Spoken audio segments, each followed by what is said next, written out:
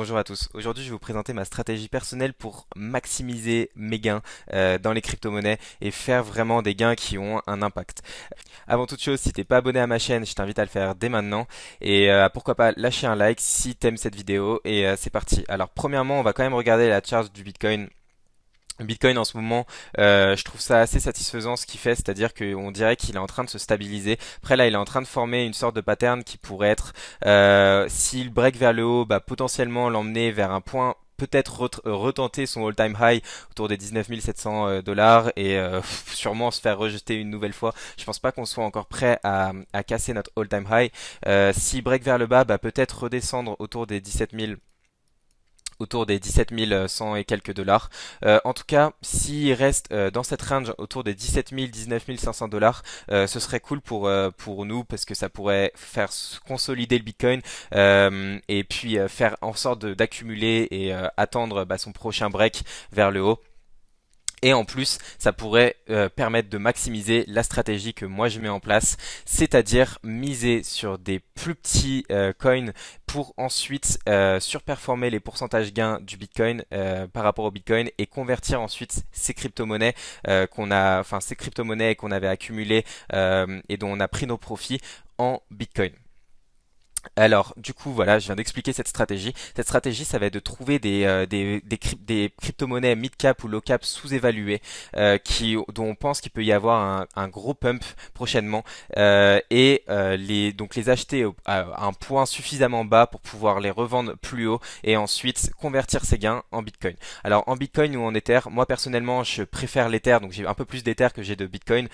En tout cas, qu'on convertisse ces gains en Bitcoin ou en Ether, pour moi, enfin voilà, c'est comme on préfère. Telle est la stratégie en tout cas. Pourquoi cette stratégie? Quand on regarde sur ce qui s'est passé dans le passé, si on regarde par exemple, enfin si on regarde par rapport à notre all-time high, donc c'est ça qui vraiment est représentatif de ce que je pense. Le Bitcoin est actuellement à 3% de son all-time high. Donc il est à 3% de son point le plus haut historique.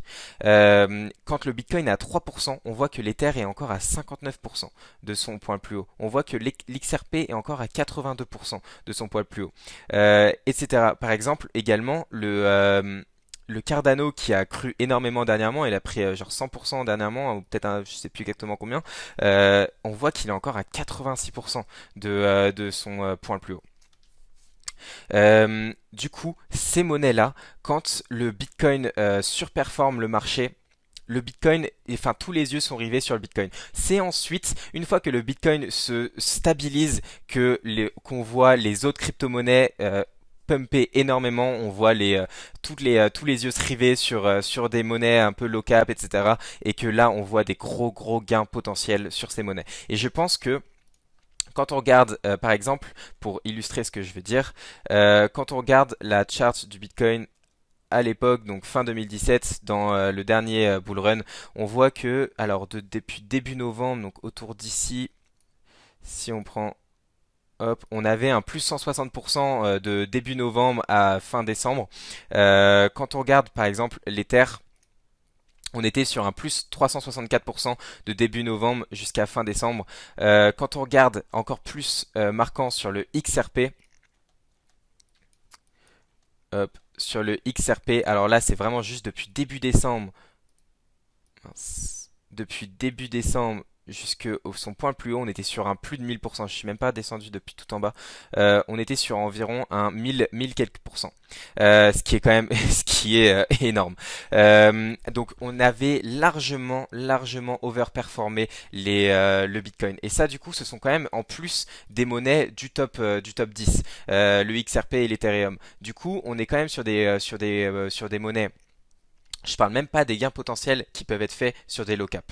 Du coup, c'est ces gains qu'on va essayer d'aller chercher et qu'ensuite, il faut réussir à trouver le bon moment pour convertir ces gains et prendre ces gains et les convertir dans une monnaie qu'on voit durer plus dans le futur, qu'on voit que dans le futur, bah, elle sera pas à autant de pourcents de son all-time high. Et je parle de l'Ethereum ou du Bitcoin. Alors, pour appuyer mon point de plus, quand on regarde la dominance du Bitcoin par rapport au marché, alors à l'époque, Du coup, maintenant, on est sur une dominance autour des 63% du Bitcoin. La dominance était descendue à 35%.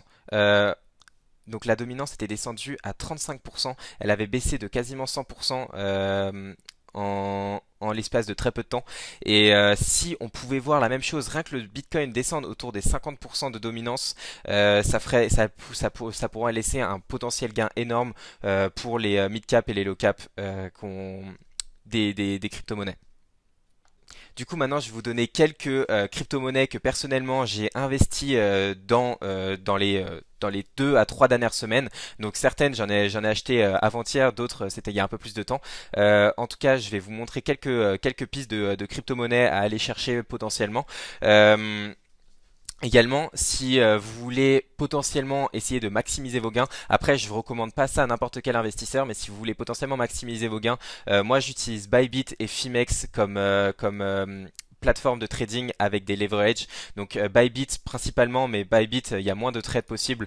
Fimex il y a beaucoup plus de trades possibles et j'utilise donc ces deux plateformes. Je sais qu'il y a des liens de parrainage, je sais plus exactement ce qui vous fait gagner à moi ni à vous. Je le mettrai dans la description, je regarderai après et je vous mettrai ce qui peut vous faire gagner à vous. Et en tout cas, je vous mets mes liens de parrainage dans la description si vous voulez utiliser les effets de levier. Attention avec les effets de levier, personnellement, j'utilise jamais un effet de levier supérieur à x10 et quand j'ai un trade à l'effet de levier, vraiment, je vais être focus sur mon trade dans le sens où tous les jours, je vais regarder où est ma position et je vais analyser mes courbes et je vais vraiment faire attention à mes positions en effet de levier. Je laisse jamais une position en effet de levier x10 sans surveillance entre guillemets. Si vous voulez d'ailleurs que je fasse une vidéo sur comment trader avec des effets de levier, n'hésitez pas à me le dire en commentaire. Euh, du coup, pour vous donner quelques pistes de crypto-monnaies que personnellement j'ai investi dernièrement et que j'espère faire des gains prochainement, il va y avoir premièrement le Band protocole. Alors le Band, j'en avais déjà parlé dans ma vidéo, dans d'autres vidéos que j'avais fait. Le Band, c'est un oracle à la Chainlink et il est encore tellement sous-évalué par rapport à Chainlink. C'est-à-dire que il a un market cap de il a un market cap de 168 millions, quand le Chainlink, il a un market cap de 5 milliards.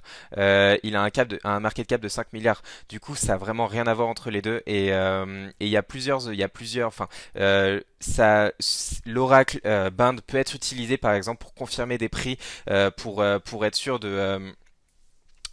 pour les grandes entreprises d'obtenir les bonnes datas du marché et ça peut être du coup un bon comparatif et Band est le deuxième oracle le plus fort du marché. Du coup je pense que Band peut potentiellement rattraper du terrain sur le Chainlink. On verra ce que ça donne dans le futur. Ensuite je peux vous parler du Nexo que je surveille de près depuis une semaine ou deux. Le Nexo c'est en fait une crypto-monnaie comme allez.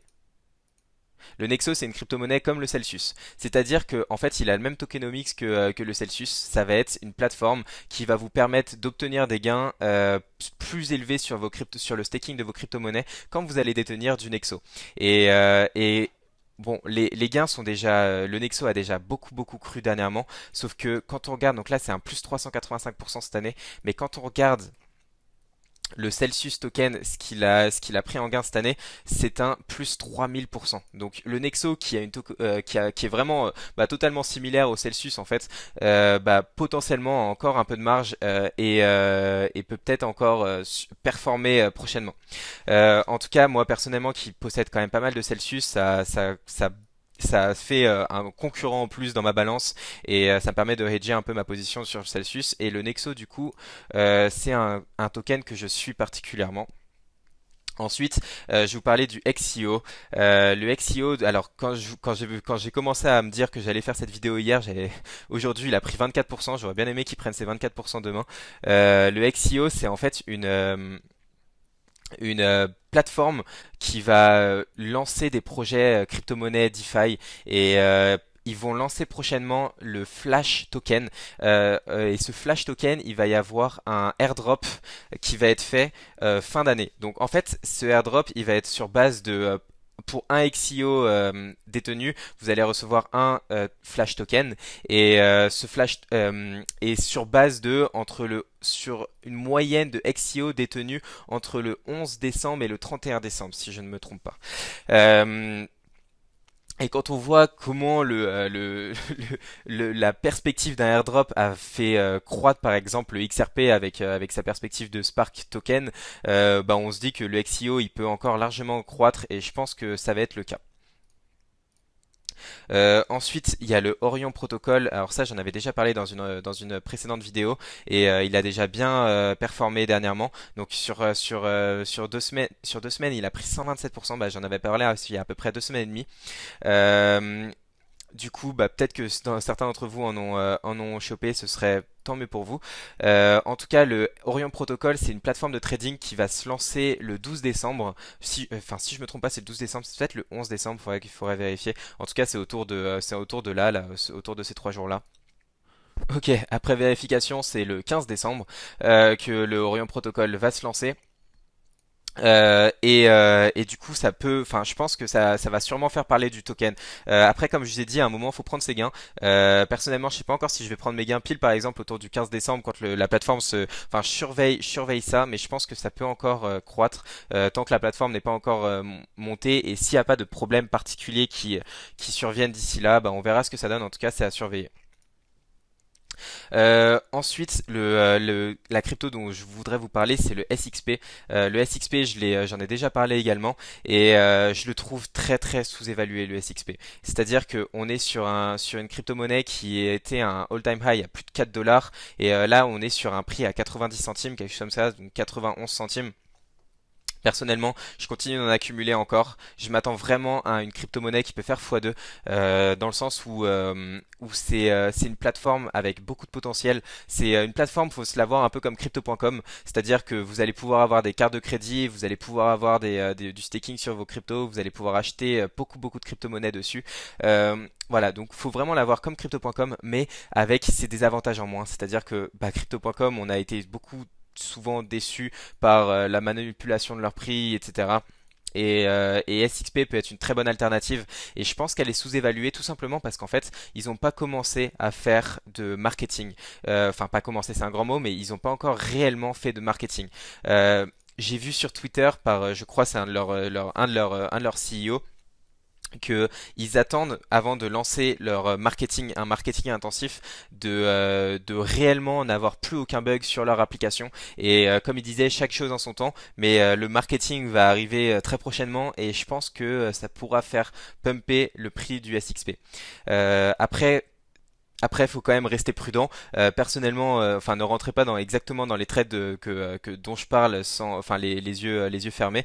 Ça a des risques, mais personnellement, c'est les risques que je prends. Mais en prenant ces risques, c'est également parce que je détiens plus de 50% de mon portfolio qui est en Bitcoin et Ethereum, les deux confondus. Personnellement, je prendrais pas ce genre de risque si je détenais pas un certain nombre de crypto-monnaies que moi personnellement je vois comme plus solides avant. Ensuite, bah justement, j'ai évoqué le crypto.com et bah je pense que le CRO peut être, ça y est, sous-évalué. Peut-être que le CRO, alors là je l'ai ouvert sur TradingView, peut-être que le CRO, ça y est, on a touché le bottom. C'est-à-dire que là on voit une sorte de consolidation et de double tap d'un certain bottom et peut-être que le CRO va récupérer à partir de là. Alors encore une fois, c'est un peut-être mais on voit les volumes réaugmenter, les volumes autour du CRO. On voit des indicateurs comme le RSI et le MACD un peu recouvrir et comme si l'indicateur d'achat il était réellement autour d'ici. Réellement l'indicateur d'achat pour acheter du CRO et plus il va y avoir de pump au niveau du Bitcoin et de FOMO au niveau du Bitcoin, plus crypto.com va attirer de nouvelles personnes par leur nom de domaine crypto.com, par tout leur marketing intensif. Crypto.com, c'est vraiment une application phare dans les crypto-monnaies. Par exemple, Coinbase fait vachement enfin, Coinbase a beaucoup de fees, Binance est compliqué d'utiliser, Crypto.com, eux, c'est quand même c'est très très simple d'utilisation. Il y a un peu moins de fees, c'est 1,5%. Maintenant, les fees sont revenus son revenu, ça c'est chiant. Mais il y a aussi du staking. Enfin, il y a voilà le crypto. Et il y a aussi les cartes bleues. Du coup, crypto.com, faut pas le sous-estimer. Et je pense que avec un bull run qui peut commencer. Bah du coup, oui, amenant de plus en plus de monde, le marketing de crypto.com peut faire augmenter la valeur de son token et on pourrait peut-être revoir le token monter autour d'un peu plus de 10 dollars. Déjà un peu plus de 10 dollars quand là à l'heure actuelle il est autour des 6 centimes, 6 centimes de dollars, ça ferait déjà un fois 1,5 et ce serait déjà bien. Voilà. Et ensuite, pour finir, je vais parler du ANKR. ANKR, c'est on va ouvrir le site internet.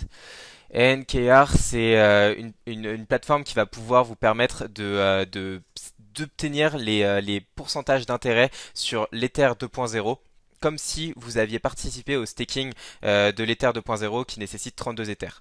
Du coup, c'est une simplification du staking en Ether qui peut être fait sur cette plateforme. Et la NKR, c'est un token qui va être utilisé comme incentive de return, comme payment et pour le staking des assets sur NKR Network. Et du coup, le NKR Network qui permet de staker les ETH 2.0. Et quand on voit que je pense qu'il y a encore il y a 1 100 000 ETH 2.0 qui sont stakés en ce moment pour le launch de l'Ether 2.0. C'est encore peu. Il y a encore un APY de plus de 14%. Du coup, je pense il peut y avoir pas mal de personnes et d'adoptions au niveau de ça. Et ce site permet effectivement de staker de l'Ether 2.0 sans forcément détenir les 32 Ethers nécessaires. Du coup, la NKR, je pense que la NKR peut être un token qui peut croître prochainement. On verra ce que ça donne.